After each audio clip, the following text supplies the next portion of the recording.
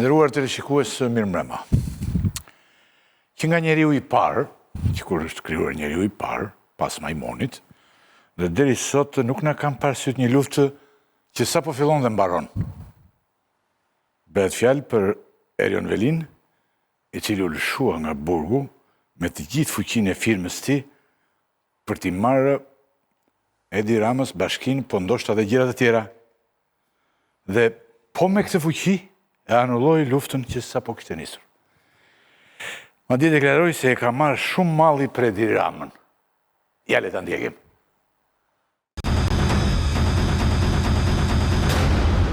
U informova që pas ka plasur peshku në moçalet mediatike për përplasjen time me Ramën për punë delegimesh. E para njerë me Ramën kanë vetëm mall të takohen për të folur për punët si gjithmonë dhe asgjë tjetër s'më shkon në mendje. E dyta kanë firmosur një ridelegim me idenë e gabuar se ishte dakordsuar brenda ekipit drejtues, por kështu është kur punon pa informacionin e mjaftueshëm. E fundit kërkoni e gërmoni ku të doni tani se u bë sport ky fal edhe prokurorit tim të dashur, por në marrëdhënien time me Ramën lodheni kot fare, se është plazmuar në kohërat vjetra dhe nuk e ndryshon dot asnjë kohë sado e mallkuar qoftë. Delegimi është rikthyer aty ku ishte dhe këtu mbyllet edhe keqkuptimi.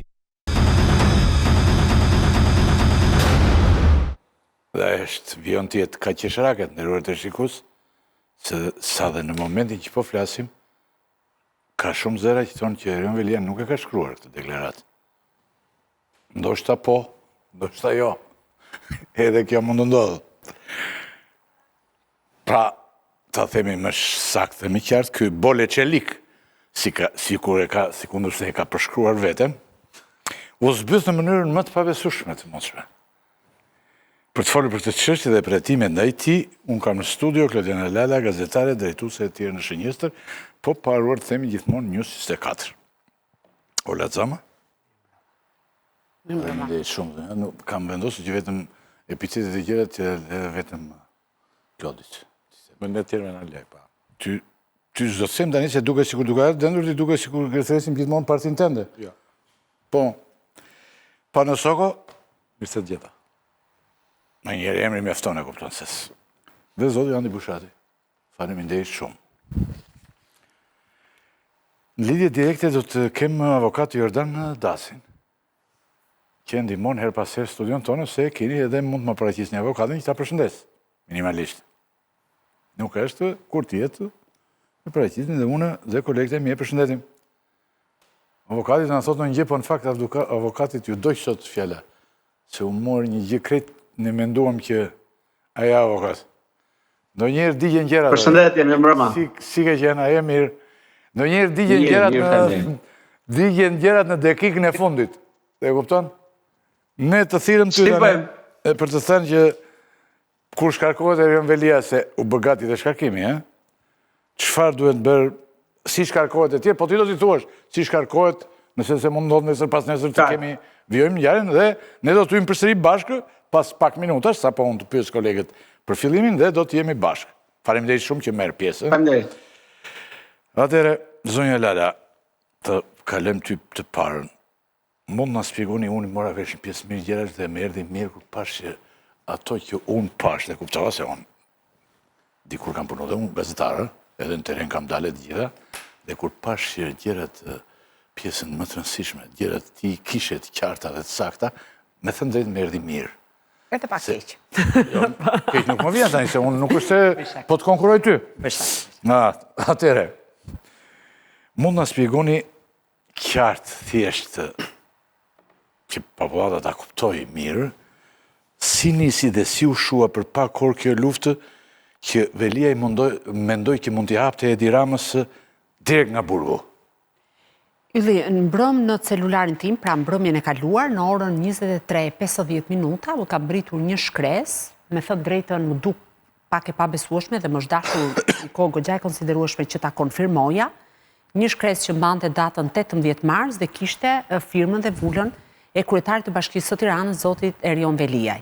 Dhe në atë shkres, zoti Veliaj komandonte në krye të Bashkisë së Tiranës Sara Goxhaj, ish shefin e tij të kabinetit, dhe largonte ose shkarkonte nga kjo detyrë nën kryetarin Anuela Ristani.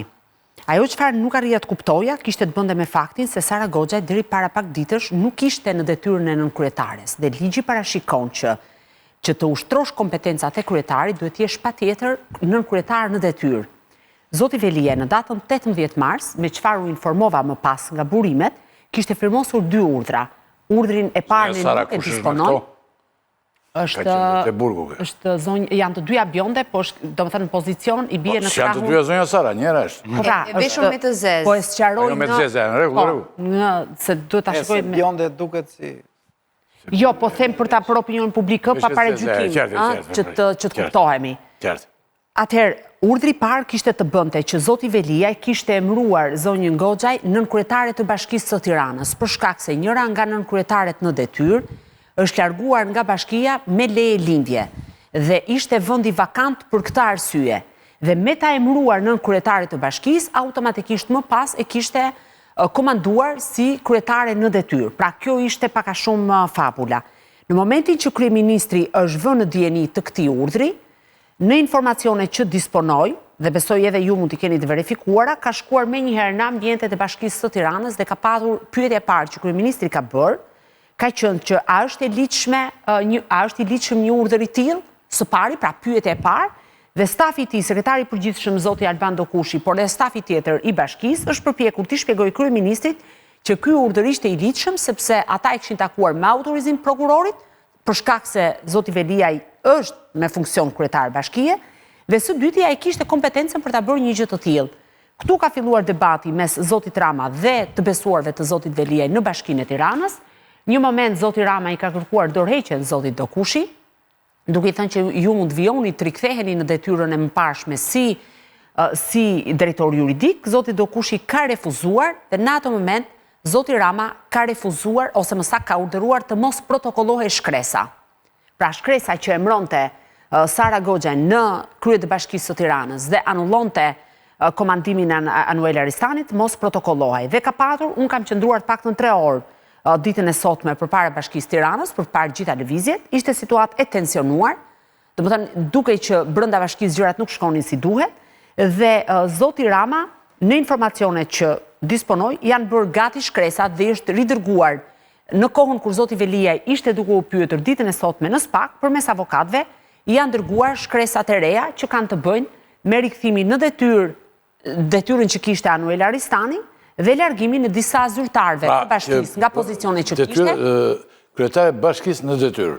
Në detyrë, kështu quhet sipas ligjit, pra i delegon kompetencat. Pra u rikthye e njëjti personazh që kemi. Tani, që është zonja me të bardha që sepse jemi. Po.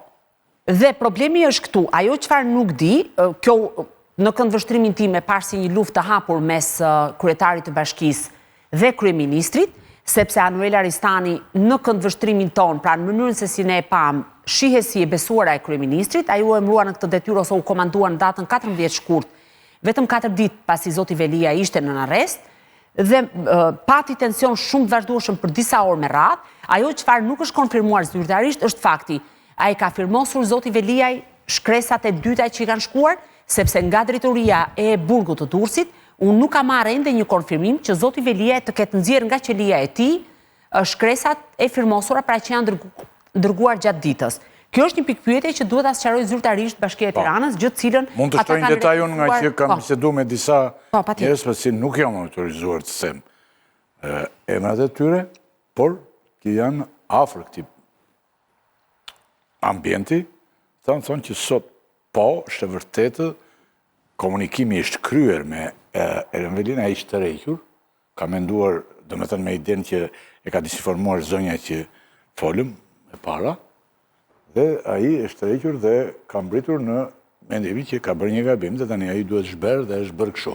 Tani ne duam, ajo çfarë mund të konfirmoj është që 2 persona të cilët përveç avokatëve dhe familjarëve, zoti Arber Veliaj, që është vllai vet, edhe avokatëve të tij, zoti Veliaj ka patur takime të rregullta me zotin Dokushi dhe me zonjën Goxhaj.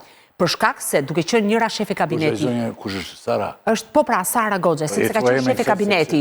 ka qenë shef e kabineti dhe sipas ligjit ata janë dy njerëzit më afër pra në hierarki, kryetarit bashkisë, më afër kryetarit bashkisë. Dhe në këtë aspekt ato kanë qenë të autorizuar nga prokurori për të atakuar. Se çfarë është biseduar brenda ambienteve të burgut, në dhomën e takimeve, ato e din vetëm ata tre, unë nuk marr përsipër të flas për diçka që nuk e kanë të konfirmuar. Këta dy, ja, që ti themi njerëzve, t'ja u themi sa në thjeshtë, këta dy kanë komunikuar me zotin Veliaj dhe e kanë bërë mendjen qilë në atë gjendje që ai të filloj luftën.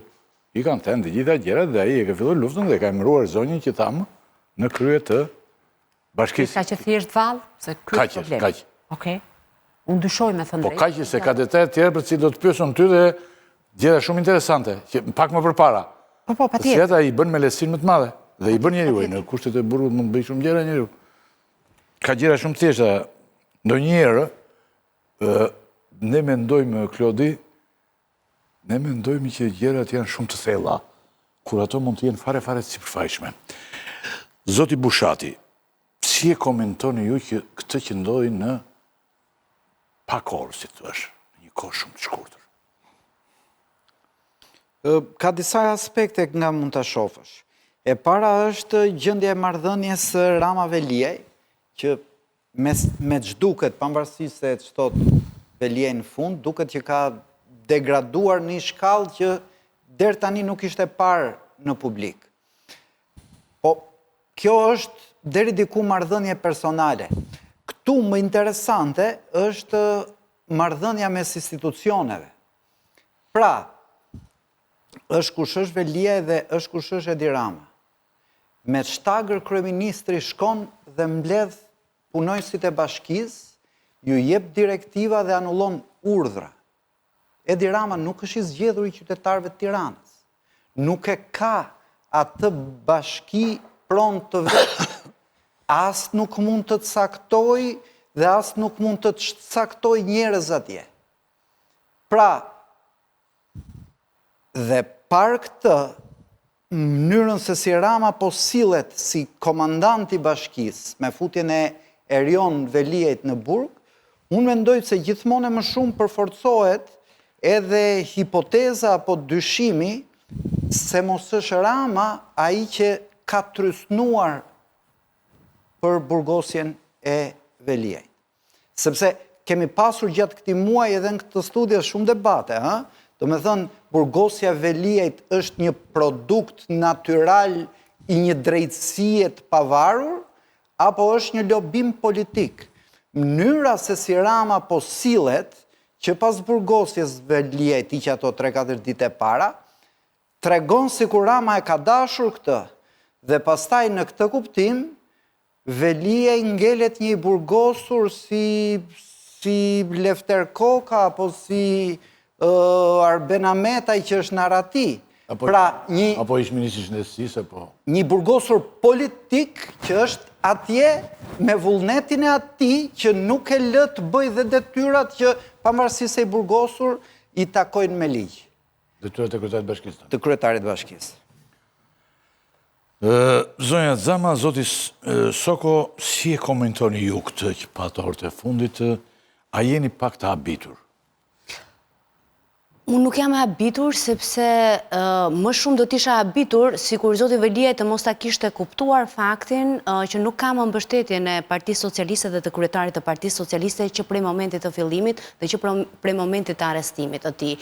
Por e gjithë kjo situatë më duket një tregim force nga ana e kryetarit të Bashkisë së Tiranës ndaj Partisë Socialiste dhe ndaj kryeministrit Edi Rama, duke patur parasysh edhe kontekstin e asaj që ndodhi në ambientet e paraburgimit të Durrësit, ku zoti Veliaj është përgjuar dhe strukturat e drejtorisë së burgjeve, të cilat varen nga Ministria e Drejtësisë, nuk është se kanë favorizuar zotin Veliaj, madje kanë kontribuar që situata ligjore e tij të rëndohet. Zoti Veliaj e di që Bashkia e Tiranës është një nga institucionet më të rëndësishme, sidomos në një fushat elektorale ku jemi. Ka 12.000 të punësuar. 12.000 të punësuar, sikur 2 mandate të jenë... Që thej një gjë që duket që është shumë e rëndësishme, unë pyeta sot autoritetet e burgjeve dhe ata më konsideruan që dhe autoritetet e tjera që ku përgjigjen burgjet, dhe ata më konsideruan që çdo numër telefoni që bisedon kryetari Veliaj apo të burgosurit e tjerë janë detyruar të paraqitin institucionit të SPAK-ut për arsye dhe me arsye ligjore. Pa tjetër se nuk do marrim përsi për ata që të fajsohen për një çështje që është shkelje nga zoti Veliaj. Por që në sistemin e burgjeve shqiptare ka favorizime... Natyrisht. Ka. Dhe për zotin Veliaj është zgjedhur që këto favorizime të mos ndodhin. Edhe sepse mbase prokuroria e posaçme ka 60 orë ditën dhe natën, do thotë ky është favorizim. Po, edhe për sa kohë zoti Veliaj ekspozohet ndaj prokurorëve të çështjes të cilët po e hetojnë, duke porositur fushata dizinformimi ndaj tyre, patjetër që duhet të presë edhe këtë përgjigje. Siç e thash, Bashkia e Tiranës është një nga institucionet më të rëndësishme sa i takon numrit të punësuarve. Aparati i bashkisë ka 12.000, jo për ta bërë si analizë pak politike, pra 12.000 punonjës shihen si kontingjent votash. Natyrisht. Dhe në këtë situatë, sidomos... Sikur 2 antar për familje të jenë, janë 24.000 vota, janë 2 mandate në Tiranë. E kam si pyetje më vete që ta edhe për tjerët. E kam për ju posaçërisht të pyetje dhe idhnja edhe të tjerët. Atere, Zoti Shoko? Shiko, unë të gjithën këtë që nga data 14 shkurt e kam parë si një... Ramën e kam parë si një konkuistador. Pra si një pushtus. Pushtus. Natyrisht që çdo pushtus, kur pushton një vend, gjëja e parë që bën është vret njerëzit që kanë pushtetin dhe i zëvendëson ata. Kjo ka ndodhur në lashtësi, në kohën e Romës lashtë, në kohën e perandorive dhe mbretërive të tjera, kjo ndodh edhe sot rëndom në çdo grusht shteti normal. Ata që fitojnë luftën e grushtit të shtetit, kujdesen që të asgjësojnë nga pikpamja politike, po edhe fizike shpeshherë, mbajtësit aktual të pushtetit. Edi Rama me këtë lëvizje që ka bërë, sidomos me kërkesat që ka bërë ditën e sotme për dorëheqje të sekretarit përgjithshëm dhe të zonjës Goxhaj, po sillet si një pushtues, që ka pushtuar Bashkinë Tiranë. Kryetari i bashkisë është në burg, çdo kush i ka lidhje gjaku me kryetarin e bashkisë, do duhet të iki, sepse tashmë pushteti i takon Ramës. Kjo në pikpamjen institucionale është grusht shteti. Është mi vendosja një institucioni ndaj një institucioni tjetër. Natyrisht që Rama ka tagrin për të bërë, le themi, për të bërë ndryshime në Bashkinë Tiranë. Kushtetuta e njeh shkarkimin e kryetarit të bashkisë, i cili më pas patjetër që do duhet të shkojnë në gjykatë kushtetuese, por që ja njeh Ramës shkarkimin. Por Rama nuk mund të sillet sikur e zotron. Do pyesim avokatin për çka drejt Rama dhe Mtej, po të vazhdoni ju të konkludojmë bashkë. Dhe në këtë pikpamje, gjithë veprimi që ka bërë Rama, që nga hyrja në ambientet e Bashkisë Tiranë, e gjitha flet për një, le themi, grusht shteti institucional, ku kryeministria po pushton bashkinë. Askush nuk e ka votuar Edi Rama për të qenë kryetari i bashkisë. Askush nuk e ka votuar për të qenë në kontakt, për të dhënë apo për të marrë urdhra me nënpusit e bashkisë. I miri keq është Erion Veliaj. Është aty ku është, ligji ja njeh të drejtën për të marrë vendime edhe aty ku është për sa kohë është i pafajshëm. Ligji ja njeh, të pyesim avokatin. Zoti Daci, a mund të shkarkohet Erion Veliaj nga Edi Rama pa mbushur 90 ditët në burgim? Unë po e bëj si pyetje këtë, po unë e kam këtë informacion që pa mbushur 90 ditë ai nuk mund të shkarkohet. Dhe cilët, sipas jush, një avokat me përvojë, cilët janë skenarët e mundshëm që ne presim të shohim? Atëherë, zoti Veliaj nuk mund shkarkohet as pas 90 ditësh. Së pari njerë për të shkarkuar në standarde që është vendosur në rastin e zotit Zefila, kam qenë unë përfaqësues gjykatë kushtetuese, praktikisht një shkarkim i zotit Veliaj do nënkuptonte detyrimisht seancë dëgjimore publike dhe mundësi me mbrojtje me avokatë etj, gjë e cila do ta shndronte në një betejë midis Bashkisë Tiranës dhe Këshillit të Ministrave, që politikisht nuk mendoj se i intereson Këshillit të Ministrave për ta bërë një gjë të tillë, po ndoshta edhe vetë zoti Veliaj s'ka interes për një gjë të tillë. Nga ana tjetër, shkarkimi nuk mund të bëhet pa marrë një vendim fajësie thjesht për masën e sigurisë. Pra sot për sot nuk ka ndonjë shkak ligjor i cili mund të legjitimonte shkarkimin e tij. Nëse do ta bënte kryeministri shkarkimin, këshillministrave më saktë, sigurisht ai mund ta bëjë pa respektuar procedurën dhe vendimin e gjykatës kushtetuese, por është e qartë që vendimin e gjykatës kushtetuese, përveç se nëse gjykata kushtetuese do mohonte atë çfarë ka vendosur vet, do ta gjente atë jo kushtetues dhe mund vendoste edhe pezullimin e ekzekutimit si një masë. Gjithmonë nëse zoti Velia do ishte interesuar për të patur një përplasje, sa ai thjesht mund pajtoj me shkarkimin edhe gjithçka mbaron këtu në këtë rast. Ndërsa përsa i përket mungesës për 3 muaj, ligji thotë që kur mungon 3 muaj, mund të propozohet shkarkimi nga Këshilli Bashkiak. Nga Këshilli. Por ka një problem përsëri. Një lloj si zoti Berisha, edhe në këtë rast mungesa nuk është për faja, po për mungesë dëshire të zotit Veliaj. Por është për një shkak të pa kontrollueshëm prej tij dhe një farë mënyrë mungesë e arsyetuar. Ligji nuk e ka nëse duhet në mungesë të arsyetuar apo jo, por sigurisht standardi dhe logjika është e njëjtë, që është në prezumim të favor të mungesës me arsye në këtë rast. Kështu që as Këshilli në momentin që ne jemi nuk mund të bëjë një shkarkim normalisht një propozim për shkarkim. Nga ana tjetër, diskutimi që shtrohet është nëse mund të autorizohet nëpërmjet kryetarit bashkisë, nëpërmjet delegimit, apo mund vijohet nëpërmjet komandimit nga Këshilli Bashkiak i dikujt. Si rregull, kur kryetari po themi ka dhënë ndërheqjen apo në thana të tjera jo si ky, Këshilli mund të vendosë komandimin e një prej kryetarëve për të ushtruar funksionet e kryetarit të bashkisë. Në fakt, kur ne themi për delegim kompetencash, pavarësisht se ne kemi patur delegim pothuajse të përhershëm të një ministri që u bë gazebotës, praktikisht që ishte zëvendës ministër dhe u delegua si ministri për një kohë gjatë, nëse e kujtoni, ishte ekselent në shumë parametra, gjithsesi ministri jashtëm. Jashtëmi. Po, praktikisht delegimi për nga ligji nuk është parapar të jetë i përhershëm. Është parapar për një situatë përkohshme dhe sigurisht nuk thot sa, por dhe vetë gjendja që e dikton duhet të jetë në përputhje dhe njëkohësisht delegimi duhet publikohet në fletoren zyrtare. Sepse në rastin konkret mund të kishim degradimin shumë të shpejt të bashkisë, nëse do të kishte kështu përplasje. Megjithëse jo pak është degraduar. Unë mendoj që delegimi në rasti konkret për një periudhë e cila është e paqartë, për momentin është krejt legjitim nga ana e kryetarit, për sa kohë është në mungesë. Nëse spaku do kishte vendosur si mas sigurie përveç asaj gjykata më saktë, edhe pezullimin nga detyra, atëherë automatikisht do rivendosej vetëm nëpërmjet Këshillit Bashkiak.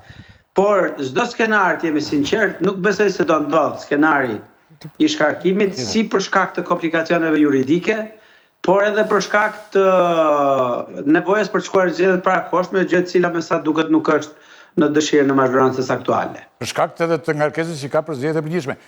Klodiana Lala, një pyetje për ju, avokat. Zoti Daci, me sa kuptova ju thatë që zoti Veliaj ka gjithë kompetencën dhe mundësinë ligjore për ta deleguar firmën dhe vulën e tij tek një nga nënkryetarët. Me avokatin dhe me... Pyetja ime është, në kushtet kur zoti Rama, kryeministri e ka penguar protokollimin e urdhrit të zotit Veliaj, a ka në këndvështrimin tuaj indicia apo të dhëna që të ketë një hetim penal ndaj kryeministrit, ndoshta për veprën penale të shpërdorimit detyrës, për sa kohë ka ndërhyrë dhe ka interferuar në punët e një institucioni tjetër? Unë këtë nuk e di dhe nuk e kam dëgjuar, të jemi sinqert, edhe pse kam patur kuriozitet në kuptimin si u zbërja, por gjithë konkluzioni të paktën që unë kam mësuar, aq sa kam patur mundësi, ka qenë që është bërë nga vetë zoti Veliaj, i cili dha edhe një shpjegim në Facebook. Normalisht në Shqipëri ka një vendim, është vendimi i gjykatës kushtetuese për ish zogun e Zi, ka qenë kryetar zoti Rama, vendimi i gjykatës kushtetuese ka qenë zoti Rama, ka qenë kryetari i bashkisë, dhe paditër Këshilli i Ministrave në atë kohë që mori përsipër prishjen e mbikalimit të zogut të Zi, nëse e mbani mend. Në atë vendim ritheksohen të gjithë parimet e autonomisë vendore, që përcakton si Karta Evropiane e Autonomisë Vendore, ashtu edhe vetë një edhe vetë kushtetuta jonë mbi dhe cilën ajo bazohet, sepse dhe vetë kushtet ajo në referohet asaj. Normalisht, kryeministri është i zgjedhur në nivel qendror. I vetmi pikë që e bashkon kryeministrin me bashkinë është fakti që është udhëheqësi i mazhorancës e cila ka prodhuar dhe udhëheqjen e Bashkisë Tiranës. Po asgjë tjetër nuk e bashkon me Bashkinë Tiranë. Avokat, unë të falenderoj shumë, do kishim pyetje tjetër në qoftë se Velia do ishte shkarkuar, ishte kjo ide. Nuk mendoj se do ndodhte. Nuk mendoj se do ndodhte. Ishte thjesht një përplasje për... Jo, sepse do duhet të shndrojnë në një show, ose duhet zgjidhte që pranonte fatin e shkarkimit, ose do kishim një show juridik dhe paq edhe politik me kosto shumë madhe për mazhorancën. Precedent ka patur, pa i hyrë këtij diskutimi. Për shumë ne kemi rastin e Safet Gjisi që është shkarkuar në 4 minuta më pas dhe nuk ka patur asnjë pretendim. Pra precedent të mëparshëm, po edhe zoti Velia ka shumë ose po Shukri Xhelili ose rasti Lefterallës. Po gjykata kushtetuese nuk është shprehur, pra Këshilli i Ministrave, nëse do të ndjekim ose do të marrim mirë qenë standardin, e ka vendosur me herët dhe i ka shkarkuar nga detyra. Në rasti konkret është po nuk ka patur kundërshtim nga ana e tyre. Po që sa ata do kundërshtonin dhe do kërkonin realizimin e të drejtave, do ishte shkarkim i paligjshëm nëse s'do kishim atë procedurë. Qartë. Avokat, falenderoj shumë që ndihmove. Dorëzojmë politikistë vetë, faleminderit. Okej. Falenderoj shumë, është një bashkëpunim mjaft i mirë që po e mirë pritet, domethënë dhe herë të tjera do na bënit punë për programin. Patjetër me kënaqësi. Faleminderit. Natën e mirë. Zonja Zama edhe një herë se e nisët vetë ju, po ndërkohë unë e kisha detajuar te skaleta ime. Sa është pushteti ekonomik i Bashkisë Tiranë, sa rëndësi ka kjo bashki për zgjedhjet. Se shumë para dëgjojmë që nga këto që prishen, nga këto që i marrin në grupet, për shumë njeri nga këta personazhet, që unë s'jam baj gjithmonë emrin Kokushi, si e kishte? Dokushi. Dokushi është i lidhur me tendera shumë fuqishme. I po nuk është objekt për sot. Bashkia e Tiranës ka aparatin më të madh, siç e thash, dhe është një kontingjent shumë i madh personash të cilët janë në interesin e çdo partie politike që të përdoren.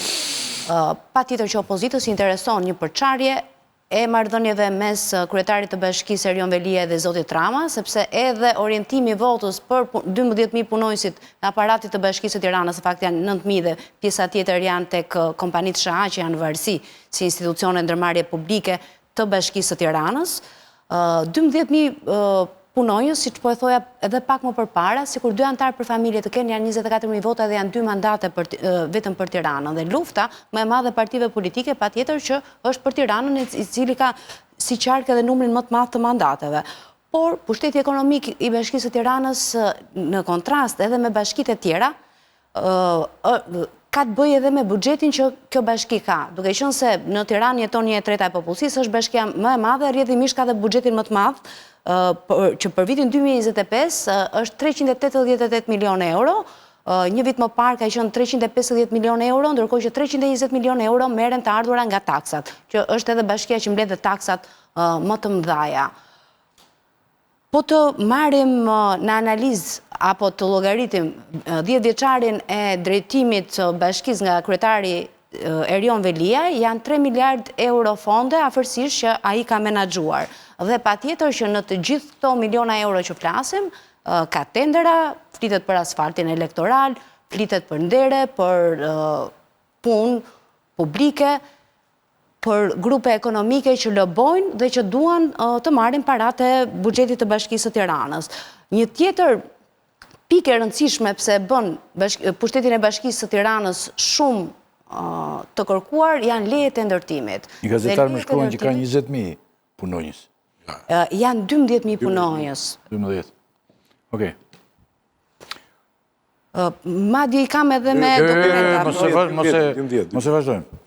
Lejet e ndërtimit, të cilët lidhin jo vetëm interesat e kompanive ndërtuese, që është edhe sektori që ka prodhimin më të madh në ekonominë shqiptare, por ndonjëherë i kemi parë në shumë hetime, investigime të mediave apo dhe analiza, që interesat e lejeve të ndërtimit lidhin edhe fijet e medias. Pra, se si media në këmbim të lejeve të ndërtimit apo të lobimit për bizneset caktuara të lejeve të ndërtimit, je mbështetje mediatike për partitë të caktuara dhe kjo mbështetje mediatike është patjetër shumë e rëndësishme në fushat elektorale. Bashkia ka shumë inspektoriate, ka policin bashkjake, ka inspektoriatin e mbrojtjes së territorit, ka inspektoriatin e mbikëqyrjes së tregut, ka inspektorët e tatim taksave që shkojnë për vizita në biznese, dhe sjellja e këtyre inspektoriateve në fushat zgjedhore, nëse ata janë tolerant, apo nëse ata kanë një prirje agresive për të vënë gjoba dhe për të shantazhuar biznesin, apo për të vënë gjoba të larta për qytetarët, patjetër që ndikon edhe të rezultati në zgjedhje i partisë që është në pushtet. Besoj se që të gjithë këtë fuqi që ka patur Bashkia e Tiranës, zoti Erion Veliaj e ka kuptuar me vonesë, ose ka dashur që këtë pushtet që mund t'i prish punë Edi Ramës, ta negocioj dhe të përfitoj një favor. Zoti Bushati, duke komentuar këtë moment, që një fabrike madhe votash mund t'jetë edhe në mënyra si votohet në Shqipëri, kemi mënyrët krejt tjetër nga që ndodh me. Pra, i prish do të punë Velia i Ramës në këto zgjedhje, ju keni thënë që nuk i prish era erës. Por, vazhdoj të mbetemi i bimë. A mund të ndikojë në rezultatin e PS-s në Tiranë? Zero, thoni. Zero. Madje ngjarja e fundit dhe kthesa që mori, pra, Veliaj caktoi një kryetare që donte ai, për atë pak grup mbështetësish që mund t'i kenë ngel në bashki dhe që nuk kishin kaluar nga Rama. Me tërheqjen që bëri, çfarë ndodhi? As këta besnik të fundit nuk do i rinë më, se kuptuan që ky kur lën balt veten, ky lën balt dhe ata që do e ndjekin. Kështu që në këtë kuptim ky që akti i fundit që Veliaj pothuajse u shkri. Po të marim dhe shumë gjëra tjera që i ka ndodhur ditë e fundit, pothuajse zhdukja e gjithë njerëzve ti nga parlamenti i ardhshëm. Do me thënë hiq në i Fatmir Xhafa që edhe ai mund ta ndroj, besoj se do ketë më njerit Veliajt siç ishte parlamentin aktual me një grup parlamentar. Pra, politikisht Veliaj e shazgjesuar dhe nuk do ketë influencë. Aq më tepër që ky është një film i parë, se e kemi bërë këtë debat shpesh herë, kur i iku Ramës Sajmir Tahiri, tani Sajfordë Sajmir Tahiri në Tiranë dhe do ketë. Rama ka një gjë që nuk e di, politologët duhet ta studiojnë, që sa më shumë kriminal dhe ajdu t'i shkojnë në burg, aq më shumë ai rritet elektoralisht. Në asnjë sistem demokratik kjo nuk mund ndodhi, vetëm Shqipëri ndodh. Kështu që dhe këtë herë Veliaj në burg votat lartë.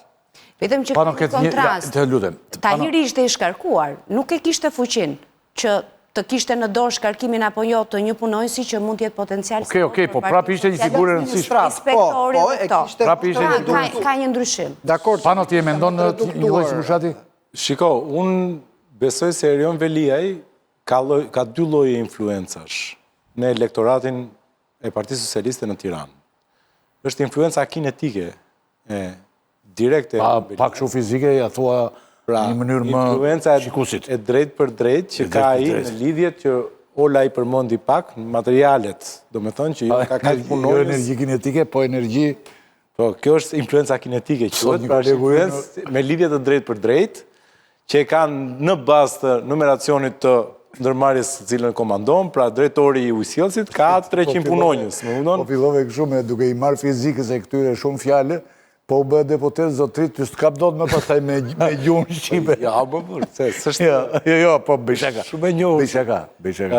Pra, kjo është e para, e dyta është, le të themi, mungesa e Erion Veliajt. Sepse duhet ne nuk mund ta shikojmë thjesht në atë që Erion Veliaj posedon, po edhe në atë që Erion Veliaj ka siguruar përpara se të në zgjedhjet më përpara. Pra, Erion Veliaj ishte një motor elektoral sepse prodhonte nëpërmjet influencës që kishte tek qytetari për shkak të pushtetit që kishte, pra ai kishte, pra dinte se si të organizohej me qëllim që qytetarin Pano Soko, i cili kishte një hall me sektorin e taksave në Bashkinë Tiranë, ti zgjidhte hallin dhe ti merrte votën.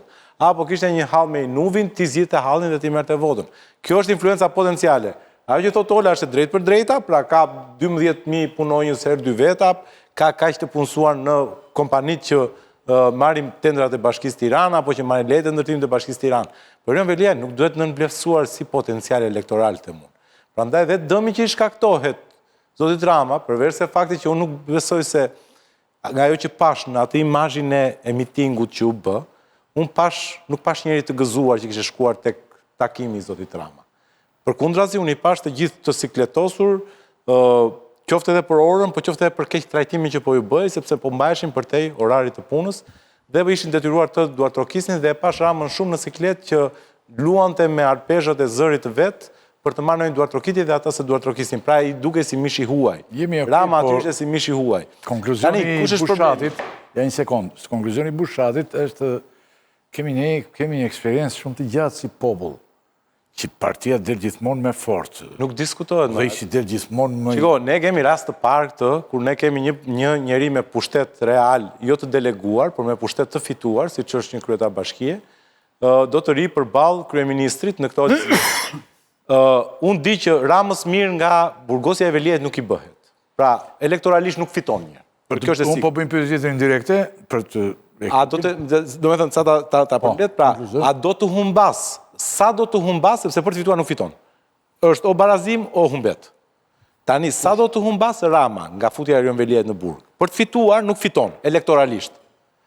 Sa do të humbas, do të shikojmë në zgjedhje. Unë them që Erion Veliaj ishte një mekanizëm i ngritur që funksionon të mirë dhe zgjedhja 2023 të treguan këtë.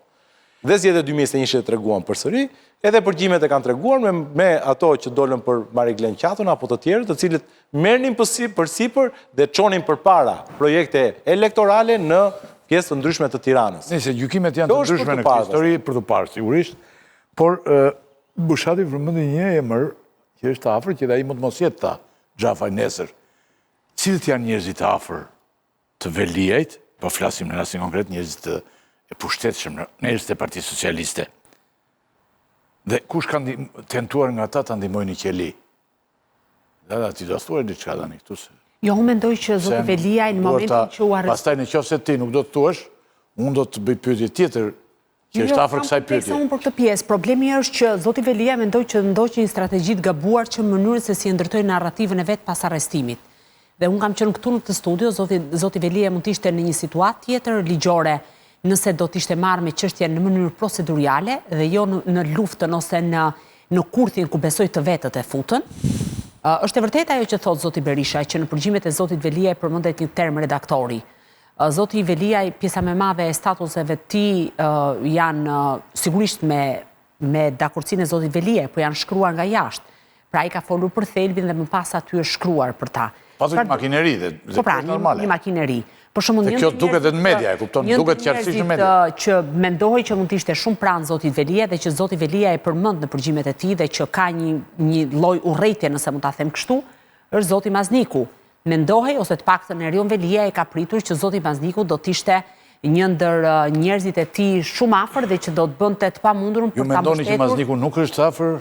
Po duket qartë, unë kam pasur mundësinë të shikoj disa, ose të informohem për disa nga përgjime, dhe po të shikosh mënyrën se si zoti Veliaj e atakon apo e sulmon dhe gjuhën që përdor ndaj zotit Mazniku, kuptohet shumë qartë që mes zotit Mazniku dhe zotit Veliaj ka një krisje shumë të madhe dhe rrugët e tyre janë ndarë.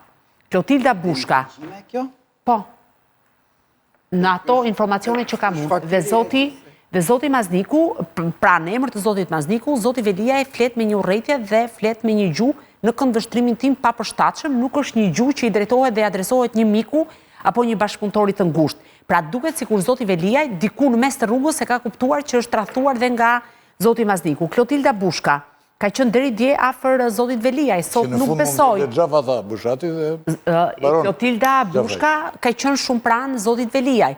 Në kushtet kur ajo është në telashe vetë me drejtësinë, dhe unë ju kam thënë në atë kohë që shumë nga bisedat janë përgjuara dhe të vëzhguara, dhe duke qenë që pozita e saj proceduriale është shumë delikate, që mund të rrezikojë të shkojë nesër zyrtarisht e pandehur, nuk besoj që sot zonja Bushka është në kushtet për t'i dhënë ndihmë, mbase do donte, por nuk është në kushtet.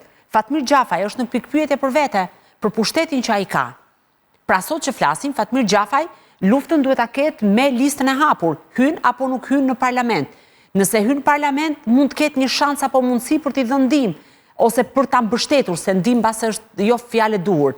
Në momentin që zoti Gjafa mund të, pra, po marrë një përqindje të vogël, mund të mbetet jashtë parlamentit për shkak se është në listë të hapur, apo për problemet të tjera që mund të rrjedhin gjatë kësaj kohe, do të thotë që edhe ai është një person i cili do psohet në pushtetin e vet. Kështu që në këtë aspekt besoj që zoti Veliaj, për mënyrën se si u soll, për mënyrën se si e ngriti narrativën, për faktin që përplasi Gjojulli gjatë këtyre ditëve në bashkim, ka bërë përshtypje një gjë, ka shumë të larguar dhe askush nuk flet. Pra ka drejtor departamentesh të larguar, dikush me dorëheqje, dikush i shkarkuar, çka do të thotë që aty brenda ka një tension dhe ka përplasje brenda grupimeve. Kjo i thot Bushati. Kështu që ide që po pra, nëse zoti Veliaj do të kishte vepruar ndryshe, unë mendoj që do të ishte një faktor që mund të, mbase jo të dëmtonte realisht Edi Ramën në zgjedhjet parlamentare të 11 majit. Dhe fakti që ai u tërhoq, pra kuptohet që nuk është në kushtet për të hapur një betejë me zotin Rama, sepse i bie peshku i madh i hatë vogël. Unë e mendoj ndryshe në fakt. Unë e mendoj që fakti që u tërhoq, ai tregon që do të jetë aty, do të vazhdojë aty për të bërë betejën. Domethënë nuk e shoh që ai ta fali në çfarë do të thotë? Po. Tak merret në Rogos, se ndryshe nuk ka si do ta bëj. Nuk do ta kishte ndërmarr asnjëherë këtë veprim. Si do ta bëj? Nuk e do ta kishte ndërmarr asnjëherë këtë veprim që bëri, nëse nuk do të kishte diçka që vlonte aty. Dhe unë besoj se tjetrin nga pra do kishte ndënjur. Do kishte ndënjur sepse gjërat kishin zënë mish. Pra ajo zonja ishte emëruar në datën 14 shkurt, apo jo? Ne po bëjmë një muaj e gjysmë që zonja është në krye të bashkisë. Dhe pikërisht fakti që ai po e shikonte që po i cënoi pushteti real tashmë, sepse unë e kuptoj si mund të ketë qenë dinamika, dikush vetë i thotë, shiko çfarë firmosi ajo sot. Shiko çka ka firmosur ajo dje. Më kupton? Dhe kjo e ka ngrohur Erionin, i cili ka vepruar. Por unë nuk e shoh Erionin që të tërhiqet nga lufta. Të paktën në pikpamjen time ai do ta çojë luftën deri në fund. Do ta çojë deri në fund. Për të ruajtur që ka ose do vdesi. Politikisht. Varet nga sa i fortë është ai për të luftuar gjithmonë. Ja për shembull unë me që ju jeni këtu për shembull në këtë moment, thoni që ai është një luftëtar i fortë, si Bolev Çelik, siç kishte katën vetë. Për shembull, ja unë kisha dëgjuar, më dukë si thashë them, zonja Lara, por ndërkohë më rezultoni vërtetë, nga aq informacione se kam unë, që Velia ka pretenduar se i është dhënë ilaç. Në burg një ilaç që i është dhënë nga mjeku, ndoshta i burgut.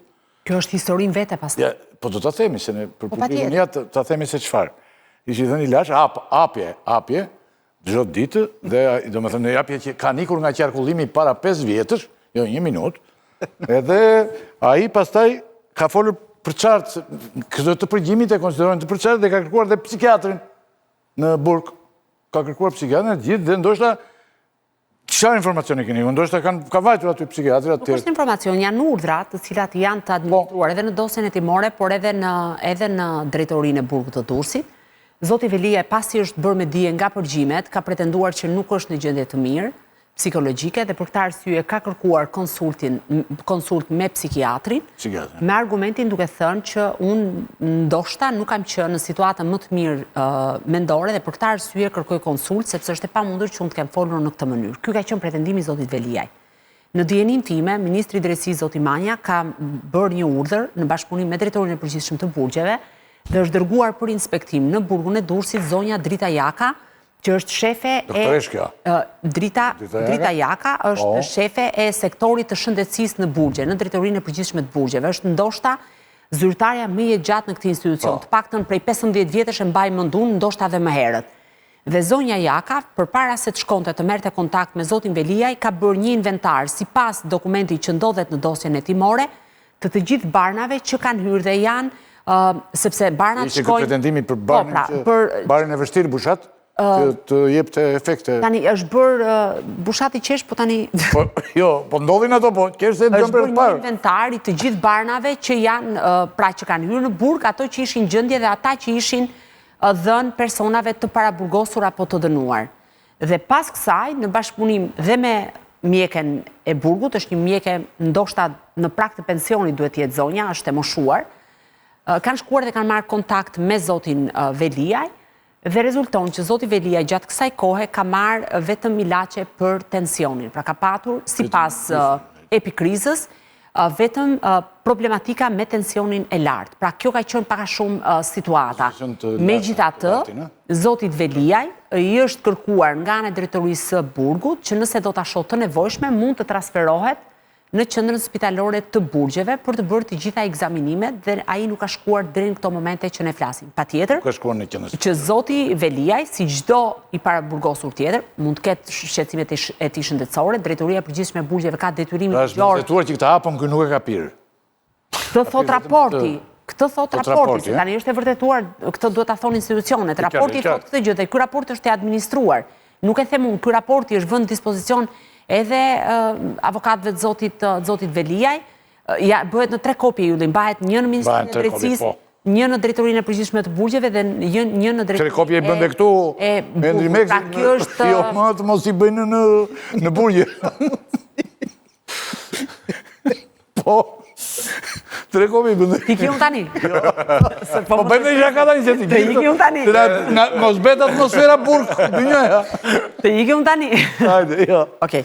Tani ti do të mazhakun e Bushatit? Po tashi, shu është, të gjitha haqet në këtë dënja lajnë. Do të bëjmë dhe në kështu, shka ka tani, shka kuptim. Megjithatë, zoti Veliaj, si çdo i paraburgosur tjetër, patjetër që ka të drejtën e tij të respektohen gjitha drejtat dhe unë jam për trajtimin sa më dinjitoz dhe sa më human të çdo të paraburgosuri, përfshirë edhe zotin Veliaj. Kështu që në këtë aspekt, mendoj që zoti Veliaj duhet, dëgjoj Ylli, ne marrim si shaka, po e dini që për një periudhë të gjatë zyrtarët e lartë të Shqipërisë nuk kanë qëndruar thuajse asnjë ditë në burg për vite me radhë, se ditën e parë shkonin në burg, të nesërmen i bënin o me probleme psikologjike, o me probleme klaustrofobike, ose me probleme të zemrës, edhe i dërgonin në spitale me 5 yje, ishin tamam si në shtëpinë e tyre. Po, ke dhe sot zyrtarë të lartë, po jemi për temë tjetër, të cilët qëndrojnë në spitale private dhe hargjojnë miliona euro për t'i mbajtur jashtë ambienteve të burgut. Kështu që kjo duket shaka, por është një problem shumë thelpsor, po të hysh dhe ta shikosh, dhe të shikosh se nga njëra anë se si trajtohen të paraburgosurit normal dhe ato pa pushtet, dhe se si trajtohen, dhe ju e dini si ka qenë burgu i Durrësit, a? Ju e dini që brenda burgut të Durrësit ishte njësoj si kur të ishe në hotel. Po, aty për kohë me radhë, nuk di të them tani, sepse do të abuzoja me drejtën e fjalës, aty hynte drogë. Unë kam bërë një investigim. Aty hynte çfarë do lloj ushqimi të mundshëm. Aty kishte palestër. Aty kishte, do të thënë ishte praktikisht deri në momentin që ndodhi vrasja në burgun e Peçinit, nëse e mbani mend që u bë vrasja brenda në burg, dhe unë atë kohë kam bërë një raport të detajuar dhe investigim për Birnin, më rezultonte që burgu i Durrësit kishte 10 shkresa. Di se kaluar unë njëherë me gazetarin Klotomori, kemi qenë bashkë, dhe shkuam aty. Kaloj të dera. Që për ndjekje penale, apo kaluat të dera? Kaluam me lejo zonjë se takuam përkohë, se unë kemi drejtë të takojmë përkohë, janë të nuar. Jo, brenda. Kështu që në këtë aspekt ne marrim... Bile maqionit e burgit? Ne marrim realisht e relativizojmë këtë çështje, por në shikoj si shumë serioze për mënyrën se si duhet trajtohet një para... Qartë, kalojmë te pyetja tjetër. Ditën e sot me Rion Veliajt komunikoi një akuzere, ç'është kjo, Klodo? Dhe ta hedhim dhe te kolegët. Akuzere, do më thënë, zoti Veliaj, ne kemi biseduar edhe privatisht, Ylli, në momentin që u transferua nga paraburgimi i Durrësit në drejtim të gjykatës apelit posaçëm për masë sigurie, pra kur shqyrtua masa, gjatë transferimit ka përdorur dhe ka bërë telefonata me telefonin e një punonjësi të policisë së Burgjeve. Duke qenë se zonja Xoxa, bashortja e tij, ishte në përgjim, dhe njëra nga telefonatat është adresuar në telefonin e saj, s'pak e ka përgjuar këtë telefonat. Dhe në momentin që zoti Veliaj ishte duke u njohur me masën e sigurisë, pra po shqyrtoi dhe ju e dini që ishte një seancë kreditore, SPAK-u dhe BKH-ja ka thirrur të gjithë grupin e shoqërimit të zotit Veliaj dhe i ka marrë në pyetje për gjithë lëvizjen e zotit Veliaj. Njëri nga punësit e policisë, duke u gjendur përballë faktit se kishte thirrje në telefon dhe nuk kishte arritur ta hiqte, pranoi përpara hetuesve që unë i kam dhënë telefonin zotit Veliaj, sepse ma kërkoj të fliste me familjen. Dhe për këtë arsye, thot punësi policisë, duke qenë se unë e shoh Rion Veliaj në këndvështrimin tim si një njeri shumë të pushtetshëm, ja dhash sepse rrezikoja vendin e punës. Por nuk ka dhënë detaje të tjera. Punësi policisë me kë ka biseduar dhe çfarë ka biseduar. Do të thonë bëra nga Afrika shkëti. Pra pak a shumë ky ka qenë konteksti. Ai është një oficer me eksperiencë, ka shumë vite, nuk është një oficer i ri, dhe thotë unë bëra nga Afrika. Dhe paralelisht ka nisur një hetim për grupin e gatshëm, pra që ka bërë transferimin e zotit Veliaj, Dhe ndaj zotit Veliaj është të ngritur një akuzë e re dhe për cilën po hetohet, sepse në fund fare kur të merret i panderur mund të quhet akuzë e re, akuza e futjes dhe mbajtjes së sendeve të paligjshme, që kishte një marsh, unë për herë të parë u konsultova me atë nen, kishte një marsh 5 deri në 10 vite burgim. 5 deri në 10 vite. Sepse u habita, nuk e kisha hasur, unë që mendoj që i studioj shumë mirë ligjet, sepse thoshte kur vepra penale kryhet me një profesionist. Dhe në rastin konkret, zoti Velia e konsiderohej edhe pse në furgonin e policisë, furgoni policisë konsiderohej pronë, pra konsiderohej në një farë mënyrë ambient para burgimi, sepse është pronë e drejtorisë së përgjithshme të burgjeve, dhe koncepti i ligjit ishte që punonjësi i policisë konsiderohej profesionist. Dhe zoti Velia e kishte kryer në bashkëpunim këtë vepër penale me punonjësin e policisë. Dhe ditën e sotme zoti Velia ka dhënë shpjegime për rreth 1 orë 30 minuta. Kjo është akuzë e re, po. Ndryshe nga ato tjerat, ka dhënë shpjegime në lidhje me... Dhe këtu mund të ha edhe polici shkret, thojtë. Gjithë grupi, unë ka bërë lajmi, gjithë grupi i shoqërimit është në nënhetim zyrtarisht, për veprën penale të shpërdorimit të detyrës. Tani, para se të hyjmë te një pyetje që kam për të zamën, unë kemi edhe një gjë. Në përgjimin që SPAK i ka bërë Veliajt, flet me shumë njerëz dhe nuk ka lënë njeri pa sharë, thonë. Klodi, dhe përfolur që nga ministrat media dhe me radhë. E thash në mënyrë figurative, unë tani, po them që ka shar gjithë popullin qytetar. Që ka përdorë zoti Velia është i papërshtatshëm. A është edhe Edi Rama me së njerëzve dhe qatë? Po patjetër, një moment. E ka shar Edi Ramën? Sa i përket nëse ndalimit e ministri i drejtësisë, ai thot le ta mbaj sa të doj afër Edi Rama, sepse unë nuk do t'ja fal Ursimanjas për 7 breza, do ta shkri, thot. Dhe kjo është e përgjuar. Po ashtu. Ta mbaj sa doj Edi Rama, thot. Po, dhe përmend kryeministrin. Sepse pretendon që zoti Manja ka urdhëruar një kontroll në qelinë e tij, dhe praktikisht me sa duket zoti Velia ka pretenduar që të vetë do ta informonin për përgjimin që mund t'i bëjnë në burg. Dhe ai pastaj përmend shumë emra, shumë ministra, përfshirë dhe zotin Mazniku, për cilin me sa duket ka besuar. Ai ka thënë që mua kur më përgjonin duhet më lemëronin e? Jo, ideja është që kur është bërë kontrolli në qelin e zotit Veliaj, një emision më herët unë ta kam shpjeguar shumë mirë, që është bërë një kontroll i detajuar në qeli.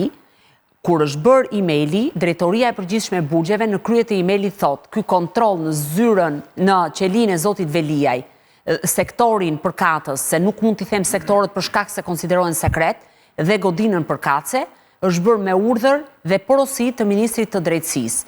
Dhe pikërisht nisur nga ky moment që zoti Velia është vënë në dijeni të kësaj shkrese, ai ka një gjuhë shantazhuese ndaj ministrit të drejtësisë, ndaj zotit Mazniku, dhe përveç kësaj të... Jo, Edi Rama nuk është se ka një gjuhë të papërshtatshme. Jo, patjetër, ato aq sa kam arritur të kem unë informacion, se shumë biseda nuk janë zbardhur akoma, duke qenë se ato janë në proces e sipër. Pra, prokurorët kanë zbardhur vetëm disa aspekte. Patjetër që... Pak të Edi Ramën ke frikë të shash edhe kur je i lirë, jo më të... Aty s'ke qa humbet. Aty s'ke qa humbet, po jo... Kur je i lirë, nuk e shansë ke qa humbet. Por je urdhra aty, e kupton. Ka njerëz në botë, bushat që japin urdhra. Për shembull, njeri dilte, jam presidenti i Spanjës tash. Njeri qytetar i zakonshëm. Edhe ai si i tillë sillej. Nuk ka rëndësi, ai varet si e mendon njeriu vet. Tani, zonja Xhama, ç'po ndodh me hetimet për vllajën e Erion Veliaj, të Arbër Veliaj? Siç kam raportuar edhe herën e shkuar, një pjesë e kompanive, siç është kompania One Communications, janë në lupën e SPAK-ut sa i takon marrëdhënies që kanë patur me kompaninë Google dhe janë duke kontrolluar çmimet e kontratave që kompania e Google SHPK në zotrim të zotit Arbër Veliaj ka patur me kompaninë One Communication, dhe nëse ka patur favorizim apo ushtrim të ndikimit të paligjshëm nga ana e zotit Veliaj, që ai të merrte këtë lloj kontrate. Tregu i marketingut në Shqipëri dihet që është një treg i cili kanalizohet te 4-5 kompani dhe buxheti kompanive të telekomunikacionit, siç është kompania One Communication apo Vodafone apo të marrësh në portofolin tënd edhe banka tregtare, ato kanë edhe buxhetet më të mëdha dhe aty është e gjithë lufta. Megjithatë, te një kompani sigurimi dhe te kompania One Communication, SPAK ka arritur që të gjejë që ka patur jo vetëm marrëdhënie kontraktuale në vlera miliona euro me One Communication, faturimet janë në vlerën 5 milionë euro për kompaninë Google SHPK, por ka patur edhe tendera që këto kompani kanë fituar nga Bashkia e Tiranës, ku autoriteti kontraktor në këtë rast është vllai i zotit Arbër Veliaj, zoti Erion Veliaj. Tani, një pjesë e parave të cilat ka arkëtuar kompania Google, kanë shkuar te kompanitë e lidhura me zonjën Ajola Xoza dhe është duke u ndjekur edhe kjo linjë. Për kompanin Partner Law janë faturuar 100.000 euro, për kompanin... Po pse vallu janë dhe në po? Për shërbime fiktive, për një pjesë të mirë të tyre, dyshohet që nuk janë kryer fare si shërbime. Po ashtu edhe për qendrën Byla, kompania Google ka sponsorizuar, pra ka dhënë 20.000 euro, ndërkohë që... Se thuaj Google ti se popullata nuk e kupton, thuaj vllai Erion Velis. Vllai Erion Velis ka dhënë për kompanin Ava Studio, që është e mamas zonjës Xoza, ka dhënë 74.000 euro. Pra në total janë 200.000 euro që janë dhënë ndaj kompanive që de facto zotroheshin nga ana e zonjës Ajola Xoza. Pyetje për Bushatin Sokon. Ai ka lëshuar përfundimisht Rama Veliajn. Her pas herë Rama thot frazën PS është oqean. Një bie mira ngrien. Këtë një bie mira ngrien ka. Se kuptoj çrije ka oqeani me atë që bie dhe ngrihet. S'ka lidhje po. Ka gjetë kot. Po jo, për që PS është e madhe, është oqeanike. Mund të jetë pyll, për shembull, që një pem bie, mbin mira të tjera. Qartë, po si figurë shkon, si metaforë e pranueshme i bashkon në... Po të ishe ti në intervist, si që ishe në intervist me Bashën, do i thoshe të mbaruan njerëzit që kalove ke peshë. Po i thash, Bashën, se aty vetëm në peshë këtë. Si e me në nëndri? Qiko, e kalen Rama këte ajo. natyrisht që ylli politik i Erion Veliajt unë e shoh të mbaruar, pra Erion Veliajt përfundimisht është një ish i politikës shqiptare. E ardhmja e tij politike është jashtëzakonisht shumë e vështirë kur ti mendon që akuzat me cilat përballet, afatet me cilat dyshohet se do të përballet, afatet e burgimit, ja bëjnë të pashpresë atij një rikthim në politikën shqiptare dhe kjo ka ndodhur edhe me të tjerë personazhe të politikës shqiptare, si për shembull zoti Tahiri, i cili ka pasur dënime shumë herë më të lehta se sa ky. Pra unë e shoh politikisht të lëshuar, të mbaruar. Kjo do të thotë që zoti Rama praktikisht e ka shumë zuar me zero vlerën politike të Erion Veliajt sot dhe nuk besoj, prandaj po përpiqet që shpejt e shpejt marrë çfarë të mundet nga pushteti administrativ që ka Veliaj dhe bashkë me të dhe pushteti politik dhe ta lej atë të zhveshur me qëllim që hajde ta rjepim tani. Është si e ke parasysh këta njerëzit që janë këto kadaverat që shkon dhe i marrin çfarë të mundet me çka ka ai në gjë, i zhveshin xhaketën, i marrin këpucët e tjerë. Luftë. Si në luftë, kështu e njëjta gjë ndodhet edhe në rastin e Veliajt. Pra Edi Rama përpiqet ta zhvesh përfundimisht. Okej. Bushati si me në Po, unë nuk kam prova, thjesht kam dyshime që po më shtohen ditë pas dite që jo Rama e ka lëshuar. Po Rama është iniciuesi i goditjes Veliajt. Sepse po të shikosh hiq atë teatrin e lotëve të krokodilit të 3-4 ditëve të para, të gjitha veprimet, edhe në mendësinë e organizatës të këtyre, ajo që tregoi Klodi pak përpara. Do me thënë, si inicion tani Ministria e Drejtësisë e Edi Ramës, inicion kontrole ndaj Erion Veliajt. A mund ta marri këtë pesh ulusiu që i thot ai tjetri pa pyetur Edi Ramën? Nuk është ndërprerje, uluzi i thot. Që ta thoshte. Uluzi të doktori më. Doktori pra.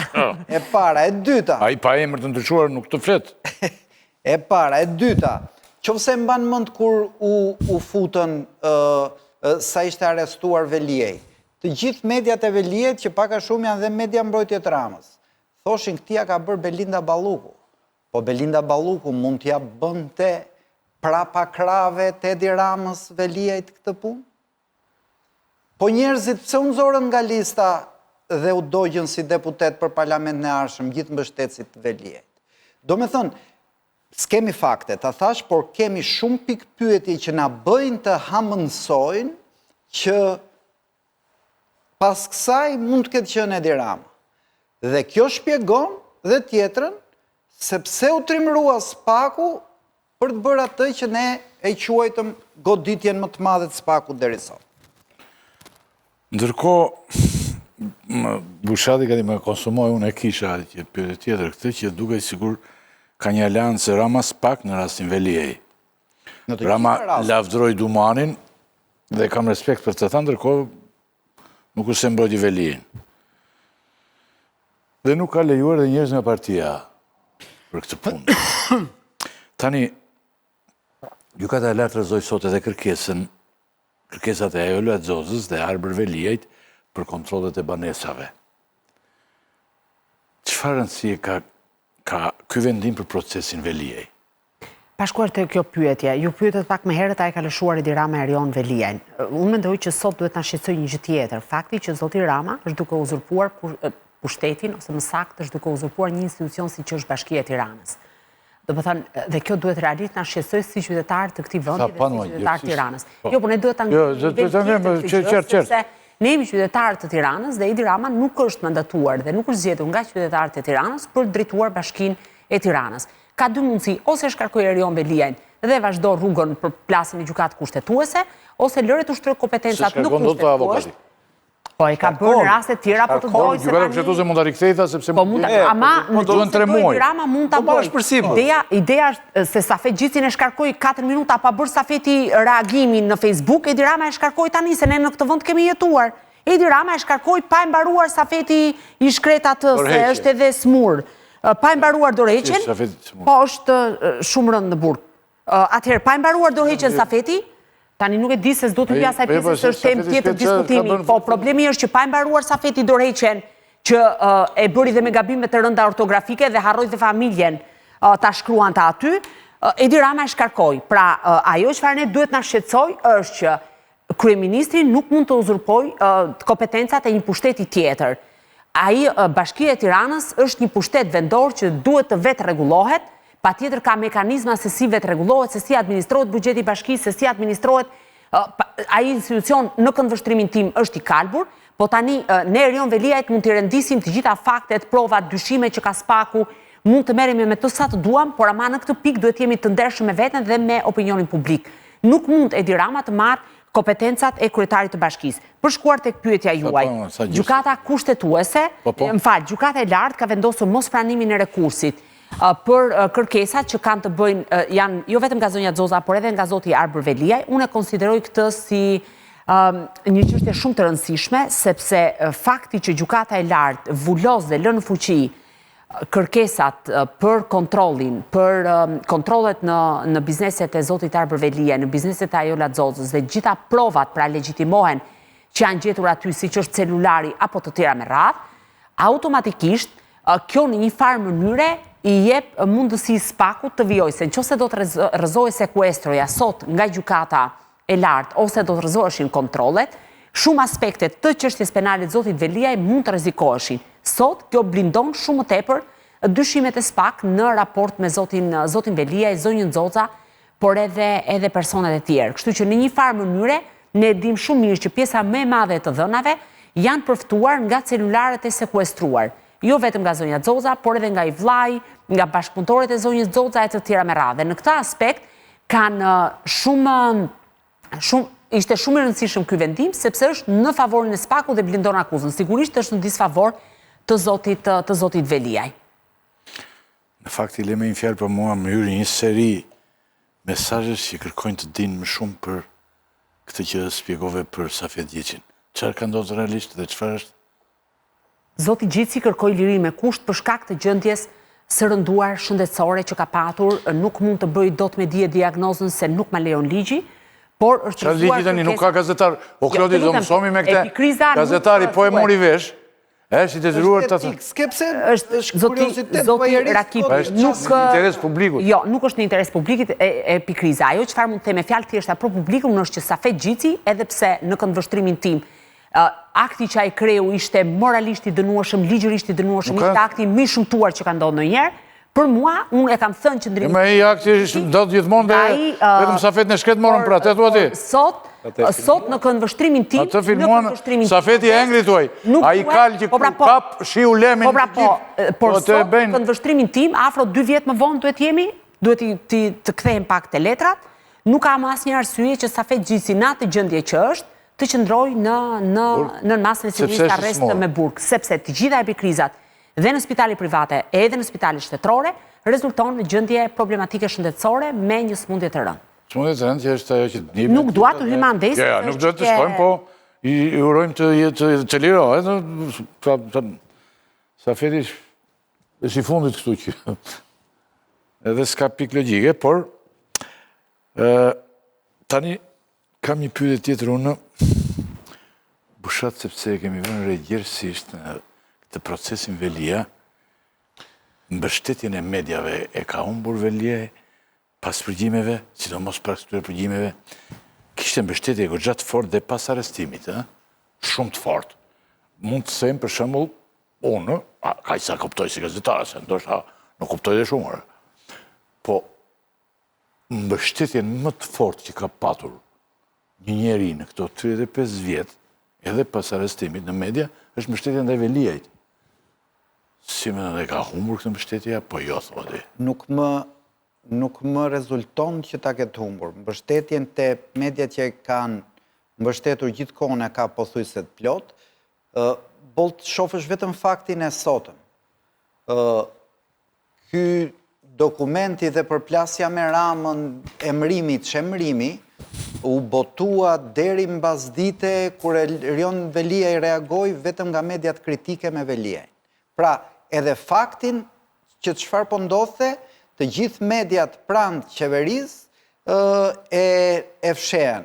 Pra, në qoftë se shokët në parti e kanë lënë, shokët në media akoma nuk e kanë lënë. Dhe kjo ka një shpjegim, se si duket, fluksi parave vazhdon të shkoj akoma te ato media që është Velia në zyrë apo në qeli, ato ja bëjnë njësoj shërbimin sepse marrin dëm shpërblimin. Marrin para, jo?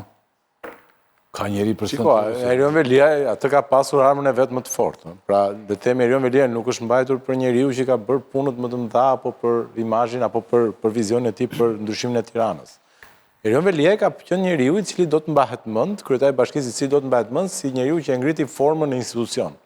Dhe çdo thotë formën në institucion, u kujdes më tepër për imazhin dhe fasadën, u kujdes shumë që imazhi i tij të mos cënojë, imazhi i tij të glorifikohej duke paguar media, edhe duke paguar dhe aktivitetet të tjera. Ti po të shikosh pjesa më e madhe e personazheve VIP të botës së artit, showbizit në Tiranë janë mbështetës zotit Veliaj. Pse? Sepse zoti Veliaj paguan lek.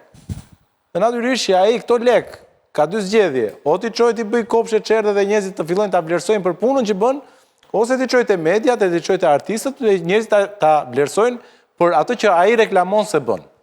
Erion Veliaj do të mbahet mend si njeriu i cili ja kushtoi të gjithë vëmendjen e vet imazhit, u përpoq që të kuronte imazhin e vet dhe këtë e bërin me kosto kur vjen puna tek produkti i punës së vet. Sot Tirana në pjesën më të madhe të saj është një qytet i cili nga pikpamja e jetesës së përditshme për ata që jetojnë të përditshmen e saj, që jetojnë trafikun e saj, po kthehet në i pabanueshëm, ndotja është në nivele alarmante, trafiku në nivele alarmante, kaosi urban në nivele alarmante. Tirana sot në vitin 2025 nuk ka akoma ujë, pra pjesa më e madhe e qytetit nuk ka akoma ujë, e vetëm zgjidhjen që kanë bërë për ujin e pishëm, për ujin, jo për ujin e pishëm, por për ujin qytetarët e kanë zgjidhur vetë, ujin e për të pirë shkojnë akoma ta blenë në dyqan, kështu që kjo është puna e Erion Veliajt. Por ai është kujdesur të ketë imazhin e mirë. Dhe këto media që sot vazhdojnë akoma ta mbrojnë, e kanë pikërisht për inerci të flukseve të parave të mëdha që kanë marrë gjatë gjithë kohës, duke shpresuar që me këtë shërbim të fundit që po i bëjnë, po i ja lajnë haqet e gjithë asaj mirëqenie që kanë jetuar për gjatë gjithë 10 viteve të zotit Veliaj.